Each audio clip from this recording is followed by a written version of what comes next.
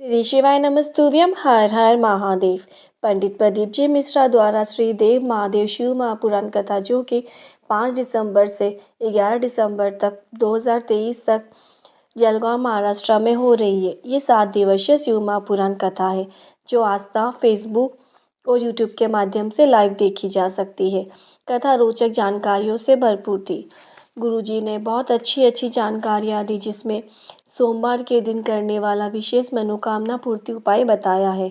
साथ ही गुरुजी ने महिलाओं के लिए विशेष मनोकामना पूर्ति भगवान का नाम का मंत्र जाप करने का सही तरीका बताया है। ऐसा करने से बाबा निश्चिंत से सुनते हैं। आपकी जो भी मनोकामना है वो जल्दी पूरी होती है। क्या मंत्र है, कैसे करना है, कब करना है, इस वीडियो के माध्यम से आपको पूरी जानकारी प्राप्त होगी। 6 दिसंबर 2023 दूसरे दिन की कथा में गुरुजी ने कुल 16 उपाय पत्र और उपयोगी जानकारी दी है। सभी की जानकारी आपको इस वीडियो के माध्यम से प्राप्त होने वाली है। अगर किसी कारणवश आप कथा सुन नहीं पाए हो तो पूरी कथा का रसतत्व आपको इस छोटे से वीडियो के माध्यम से प्राप्त होगा। आइए शुरू करते हैं। कथा शुरू होते ही गुरुजी ने कहा कि शिव महापुराण कथा सुनने आने वाले 3 चीज़ की समाप्ति हो जाती है।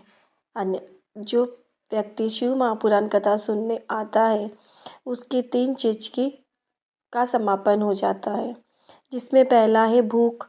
उसे भूख नहीं लगती। एक बार जो बैठ गया कथा सुनने, वो शिव महापुराण कथा सुनने का इंतज़ार करता है और उसके बाद ही प्रसाद या भोजन ग्रहण करता है। दूसरा है भोग। घर में कूलर में, एसी में बैठकर चाय पीता रहता है। अपनी रुचि को छोड़कर अब वो महादेव को पूरा समय देता है और खाना पीना अब छोड़ देता है। और तीसरा है भोजन। ये तीनों चीज़ चली जाती है। शिव महापुराण कथा में अपनी श्रद्धा और भक्ति से कथा का स्मरण करता है और उसे शिव की भक्ति अवश्य प्राप्त होती है। बढ़ते हैं कथा की दूसरी विशेष जानकारी की ओर।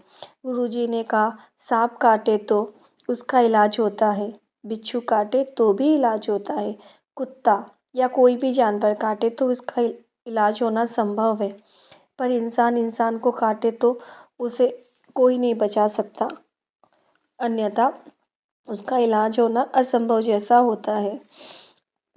गुरुजी ने यह बताया कि अगर आपके अंदर नफरत भरी हुई है, दूसरे का अच्छा व्यापार देखकर उसे नीचे गिराने का शौक है, तो इस प्रकार का इंसान दूसरे इंसान के लिए बहुत जहरीला साबित होता है।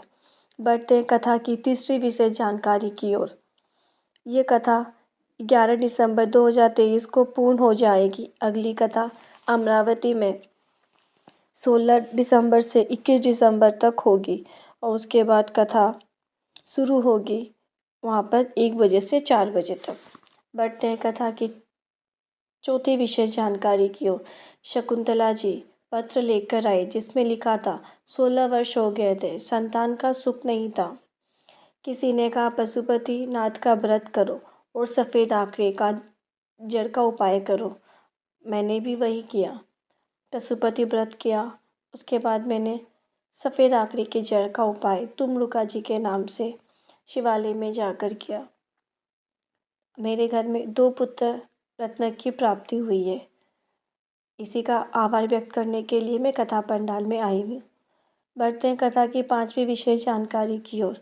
कांता जी पत्र लेकर आई, जिसमें उन्होंने लिखा था शिव महापुराण पुराण नहीं है, शिव महापुराण तो शंकर है। 22 साल का बेटा है, जिसे ब्रेन हेमरेज हो गया था। डॉक्टर ने ऑपरेशन का कहा और कहा ऑपरेशन के बाद कोमा में भी जा सकता है। हमने ऑपरेशन कराया और बेटा हमारा कोमा में चला गया। ना तो वो हाथ पाँव हिला सकता, ना कुछ कह सकता। इसके बाद डॉक्टर ने हमें कहा कि मेरी पत्नी कोई सीहोर वाला महाराज की कथा सुनती है, आप भी सुनना शुरू करो और इसे अब घर ले जाओ, क्योंकि अब डॉक्टर के पास इसका कोई इलाज नहीं है। तब हमने उसे घर लेकर आ गए और डॉक्टर के कहने पर उसे शिव महापुराण कथा हेडफोन लगाकर सुनाना शुरू कर दिया। शिव महापुराण कथा सुनाते सुनाते 25 दिन हो गए। 25 दिन लगातार व्रत करने के बाद एक दिन मेरे बेटे की उंगली में कंपन होना शुरू हो गया। अब धीरे धीरे वो पूरी तरह से ठीक हो गया है। ब्रेन काम करने लगा है। बच्चा पूरी तरह स्वस्थ हो गया है। इसी का आभार व्यक्त करने के लिए मैं कथा पंडाल में आई हूँ। बढ़ते हैं कथा की 6वीं विशेष जानकारी की ओर। गुरुजी ने कहा, आप लोगों को दुख होता है, इतना पत्र आता है और हम पढ़ नहीं पाते। आप सभी को भी दुख होता है ना? मुझे भी दुख होता है कि आप इन पत्रों में अपना भाव लिखते हैं और समय की व्यवस्था ना होने के कारण हम पढ़ नहीं पाते। पर हम प्रयास करेंगे कि वितले सेवा समिति का एक चैनल हो, जिसमें हम तो नहीं पर अन्य कोई व्यक्ति आपका पत्र पढ़कर सुनाएगा। उस वीडियो के माध्यम से का प्रवचन भी 15 मिनट का रहेगा। सभी पत्र पढ़े जाएंगे फ़ोन नंबर के साथ। आप चाहो तो उनसे फ़ोन पर भी बात कर सकते हैं। बढ़ते हैं कथा की 7वीं विशेष जानकारी की ओर। गुरुजी ने कहा, आपको पहले भी कहा था और आज भी कहना चाहेंगे। मैं एक बार साल में आप एक लोटा जल हमारे बॉर्डर में खड़े उन सैनिकों के लिए अवश्य चढ़ाए। डॉक्टर और नर्स के लिए ज़रूर चढ़ाए। केवल साल में एक बार जल, एक लोटा जल हमारे भारत के लिए जो सैनिक लड़ रहे हैं उनके लिए, हमारे डॉक्टर नर्स के लिए एक लोटा जल अवश्य चढ़ाए। बढ़ते कथा की 8वीं विशेष जानकारी की ओर। गुरुजी ने कहा, किसी ने हमसे कहा, गुरुजी आपकी कथा तो बहुत महंगी होती होगी ना? इस पर गुरुजी ने कहा, कथा महंगी नहीं होती। हाँ, व्यवस्था मैनेजमेंट ज़रूर बहुत महंगा होता है। भजन प्रसादी, पंडाल लगाना, पंडाल की व्यवस्था करने में, यह सब में बहुत खर्चा होता है। बढ़ते हैं कथा की 9वीं विशेष जानकारी की ओर। गुरुजी ने कहा, हमारा एक नया साल आने वाला है। ये वो नया साल नहीं है। हमारे नया साल कब शुरू होता है? चैत्र माह में, जिसमें राघव जी प्रकट हुए थे। इस बार तो आपको चौगुनी खुशी होनी चाहिए, क्योंकि हमारे भारत भूमि में अवध के राजा 22 जनवरी 2024 को बैठ रहे हैं। अपने घर को सजा लीजिए, रंगोली डाल दीजिए। जैसे राम वापस आए थे, दीपावली मनाई गई थी, उसी प्रकार 22 जनवरी 2024 को आपके घर पे दीपावली मननी चाहिए। फिर गुरुजी ने कहा, हम भी प्रयास करेंगे। 22 जनवरी को जब राम जी आवाद में बैठेंगे, तब हम कुबेश्वर धाम में दिए लगाएंगे, लेज़र लाइट लगाएंगे, कुबेश्वर धाम को सजाएंगे। और आप लोगों से निवेदन है, अगर आप अयोध्या नहीं जा सकते तो कुबेश्वर धाम आ जाए। हम बाबा का पूजन अभिषेक करेंगे, धूमधाम से ये पर्व मनाएंगे। बढ़ते हैं कथा की 10वीं विशेष जानकारी की ओर। दीपक जी पत्र लेकर आए, जिसमें लिखा था, मेरा भाई 2 साल से बैंक की गवर्नमेंट जॉब की तैयारी कर रहा था, पर उसका चयन नहीं हो पा रहा था। तो मैंने अपने भाई से कहा, चल कथा पंडाल में कथा सुन और वहाँ जो भी काम मिले तो वो काम करना। और काम करने के बाद जब कथा शुरू हो तो साइड में कहीं भी कोने पर बैठकर कथा सुन लेना। कल मेरा भाई और मैं पहले दिन की कथा सुनने आए। मेरे भाई ने बिल्कुल वैसा ही किया, जो काम मिला पंडाल में उसने कर लिया। कोई कागज़ गिरा है, उसने उठा के साइड पे कर दिया। और कथा शुरू हुई तब उसने बैठकर कथा सुनी। आपने 4 बजे श्री शिवाय नमस्तुभ्यम का 5 बार जप करके अपनी कामना करने को कहा भजन के बाद। हमने वैसा ही किया। ठीक 4 बजे आपने जब ये करवाया तो मेरे भाई के पास एक फ़ोन आया कि उसका चयन हो गया है बैंक में।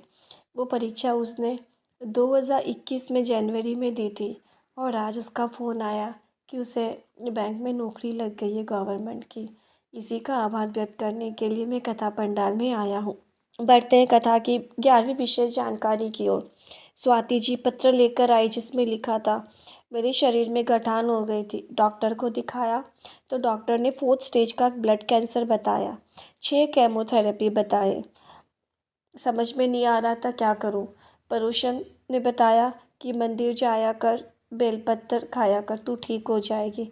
मैंने शिव मंदिर जाना शुरू किया, जल चढ़ा के उसका आचमन करना और बेलपत्र खाना शुरू किया और गए और सीहोर से रुद्राक्ष लेकर आ गए और उसी का जल बाबा को चढ़ाते और उसका आचमन करना शुरू किया। धीरे धीरे मेरा कैंसर समाप्त हो गया है। इसी का आभार व्यक्त करने के लिए मैं कथा पंडाल में आई हूँ। बढ़ते हैं कथा की 12वीं विशेष जानकारी की ओर। गुरुजी ने कहा 3 बार हमें श्री शिवाय नमस्तुभ्यम का जाप करना चाहिए, या 3 बार नहीं तो आप 5 बार। सोते समय जब आप बिस्तर पे जाओ तो सोने से पहले जस्ट पहले आपको 5 बार श्री शिवाय नमस्तुभ्यम ऐसे आराम से आपको जाप करना चाहिए। और जब आप दूसरे दिन वापस जाएंगे तो भी बेड पे ही आपको हाथ जोड़ के 5 बार श्री शिवाय नमस्तुभ्यम का जाप करना है। ऐसा आपको प्रतिदिन करना है, सोने से पहले और जागने के तुरंत बाद। बढ़ते हैं कथा की 13वीं विशेष जानकारी की ओर। गुरुजी ने स्त्री को मंत्र जाप करने का विधान बताया।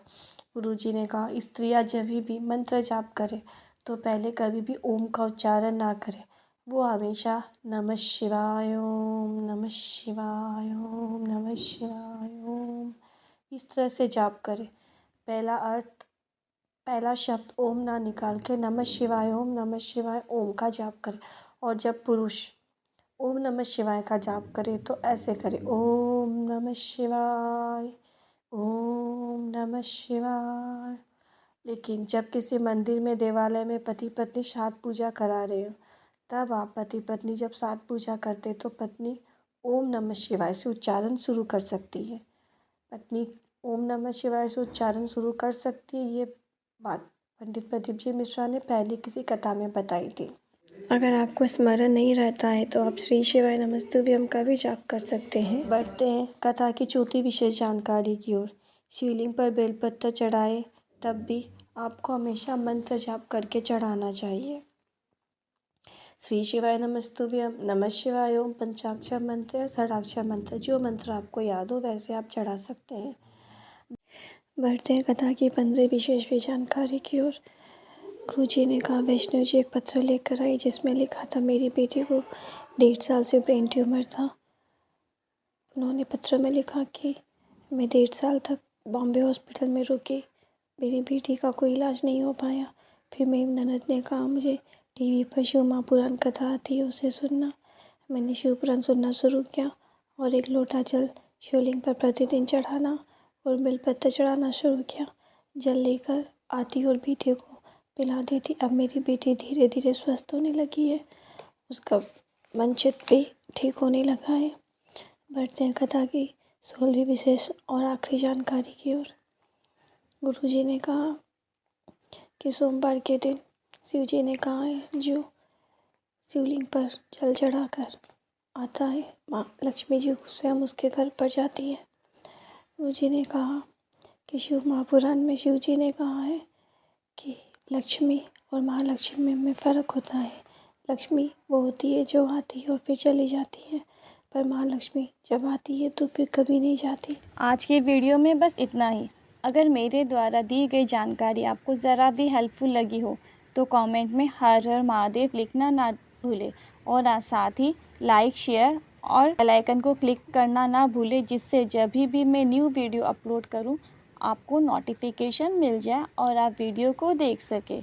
Thank you for watching. Shri शिवाय नमस्तुभ्यम। हर हर महादेव।